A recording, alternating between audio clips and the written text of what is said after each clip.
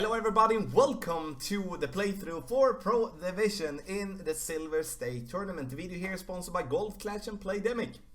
And before we start, do not forget to subscribe to the channel. Also, you can get the updated text guides by signing up on patreon.com/golfclashtommy. Last but not least, visit golfclashtommy.com for elevation adjustment for basically all other content for Golf Clash that you need. Find it on golfclashtommy.com. So yes, in this playthrough you will see my shots and my shots only, and I have been reducing the power on the balls that I use to play pro with. So I'm playing with the majority of power 1 balls, a couple of power 2, and also 1 power 3. And we're also going to use 1 power 5. So trying to keep it simple, trying to keep it in a way where even you with a lower level clubs is going to be able to play pro. I'm going to mention that when we're talking about the holes, what I think would be a good level of the club. So I'm gonna be not quiet, but let's go. Hole number 1, 10% extra for the drive. And here it's very valuable to go actually with, in my opinion, a power 1 ball. Power 1, power 2 would be perfect to lay up on the left, and then we have basically a dead-on straight tailwind towards the pin. You can see that I'm mixturing a little bit around there to get to see if I can find a shot with the big topper and a berserker. Those of you with higher level clubs like Apocalypse 5+, Extra Mile 8 could maybe take a berserker, go full blast and go for the island there to try to get to the green in 1. But as we do not have those clubs, and we don't really want to spend a berserker ball, we're already gonna spend 1 berserker ball in this tournament. So I think it's gonna be enough to take a power 1 ball, 4.5 bar top spin and 2.5 bar side spin to the right, navigator, and 10% extra, 1-0. Second shot, you can see that we have a very good wind. We would rather want to kind of go even a little bit further up on the fairway, like go a little bit further up, then we have a more straight tailwind. That could have been a little bit easier. This should be a good opportunity for us to get this one in the hole. 10% extra for shot number 2 as well. And we aim for the hole, 1.5 bar backspin. Here you can kind of do like a little bit what you feel comfortable with going. You can use more backspin, move your target further front. You can use less and back up. I like to play in the spot that I want to there. And now with the 1.5 bar backspin and the 10% extra, we are going to be close. And you know, we need to start being close before we can get it in the hole. Close! Took a little 180 and we go to hole number 2. Hole number 2, and here we are going to use the rough bump. And not the rough bump on top there. We're gonna back up and play the rough bump besides the bunker. And the reason we are going to go with that type of shot is due to the tailwind. If we would be having a crosswind, we would be going with a driver rough bump there by the green, or we could use the guardian and bounce, as you could see there. But as we do have the tailwind and we're going to have such an extended ball guideline, it's better to back up, use the rough bump, so we in that case can like take away the effect that it's going to be for the second bounce. 40% extra, 4-0, and you play it medium distance.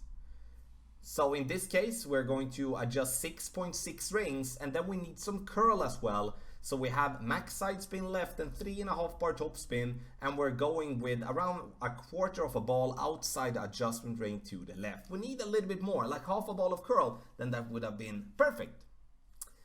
Hole number 3, here we're also going to play with a power 2 ball and side spin 2, a katana to be exact. And the thing that we do with the katana here is that, you know, we don't really need a power 3 ball here, as the wind is very good to us, very kind to us. So we're going to adjust max plus 10, then we're going to push it up into max distance again, and then we're going to go with half a ball of curl to the right, and we're not going to use any overpower. That's the reason, you know, why we push it up in the end, so that we are going to get the distance that we want to without having to overpower. 10% extra, and now you can see that we do have the tree there in our way, but you know, we do have so much side spin that it doesn't really matter. So we are going to play on the right side of the tree here, as due to the wind being right to left. Wind being right to left means that the ball is going to go out right and then come in left, so therefore the tree won't be in play. Slightly aiming to the right side of the pin as to compensate for the extra push that we're getting from the wind. Now for the second shot as well, 10% extra, 1-0, and then we're going to be very close. Hitting the ball perfect there, and as you can see, it's gonna come in very nicely here, and on a more lucky day, we'll be getting that one in the hole. So for hole number 4, we're going to go for the rough bump. The wind is absolutely perfect for that, and we're going to play this one with slightly less than 3 bars of backspin and 1 bar side spin to the right. So not entirely 3 bars. So we need to remove a little bit, and then we're going to put the ball guideline at the pin, going through the hole just slightly. Very important. And then we are going to adjust this one. As you can see, we're going to play this one 1-1 plus 0.2. And that's going to be the adjustment following whatever sniper you might have. So 1-1 plus 0.2. So what does that mean? You take the wind and you add 0.2. That's how many rings you are going to adjust for hole number 4. Hole number 4 is also 10%. I need to say that as well. If you would for some reason play with a different club, 10% extra is it there. Hole number 5, big topper, power 3 ball, and we are going to play this one with max topspin. And then you can see the plan here is to get the ball to go bounce on the fairway into the rough and then to roll out on the fairway. The problem we have obviously is that we need to be lucky here. Like sometimes we're gonna get the ball to get stuck in rough. Sometimes we're going to get the ball to go through the rough, and that's sometimes we're just going to be lucky. Power 3 ball, max topspin. Don't forget to push up approximately 1 ring after your adjustment. This because we are going to be in a pretty high position there with our big topper. So very important. 10% extra for the drive. And something that you can think about when it comes to the drive, use a power 5 ball. Then you don't need to overpower, or then you don't need to push up anything after your adjustment. Second shot, it's a rough iron. You can see it's slightly downhill. Add 5 to 10%. And then you're going to be close if you hit the ball perfect. Very good chance even from the rough, and I do believe that playing from the rough there is going to be a better chance than if we would be lay up on either left or right side and try to go from distance. Hole number 6, 10% extra for the drive, and here we're going to play this one with a power 3 ball. And we're going to play this one with 4.5 bar topspin and 4.5 bar side spin to the right, which is the maximum abilities that we can use on an extra mile level 7. As I said, 10% extra for the drive. Once we're done, we're going to push up our target into max distance again. And then we're going to go with around half a ball of curl with around 30% overpower. And the thing that we're looking for here is that we're going to look for the ball to go as far as possible without obviously endangering the rough either on the left or the right hand side. With getting it up here, we're getting to 392, and that makes us go for the rough bump from distance. Here we do have the adjustment where we're going to have to leave the ball guideline slightly short of the pin, as otherwise we're going to come into hot. Nothing extra for elevation here, very important, and the rough bump is the play. Trying to use backspin on this green is going to it's not going to make you get albatross here. It's not going to make you be close, because the pin stands so short that it's going to be, I would say, impossible for you to get the roll back, especially when you do have tailwind. So there is another way that is a little bit special, but it definitely gives you a better approach when it comes to going for the albatross. That is, pull out Mr. Topper, Mr. Big Topper, and we go full topspin, power 2 ball. And the reason I play with a power 2 ball here, it's because we then get into max distance of our club. And it's always easier to adjust for max distance of our club than for something in between. So maximum distance with a 10% over adjustment, max top spin, and 1 bar side spin left. And then we're going to go with approximately 75% of the ball outside the adjustment range to the left. And the thing that we're looking for now is the first bounce on the fairway, second bounce in the rough, roll out to the center fairway. Note down the yardage, super important. So from 341 yards, we're going to play with the sniper, and we're going to play with approximately 1 bar of backspin here. This is going to be a little bit tricky to get the correct backspin to be used, but it's nonetheless a very good opportunity. This one here, like 341, very hard to read how far we were, but I was kind of playing this one for around medium distance of our club. But as you can see, that's a little bit too little, as we're going to get the ball to bounce on the rough very high up, and therefore we're going to miss the pin on the right hand side.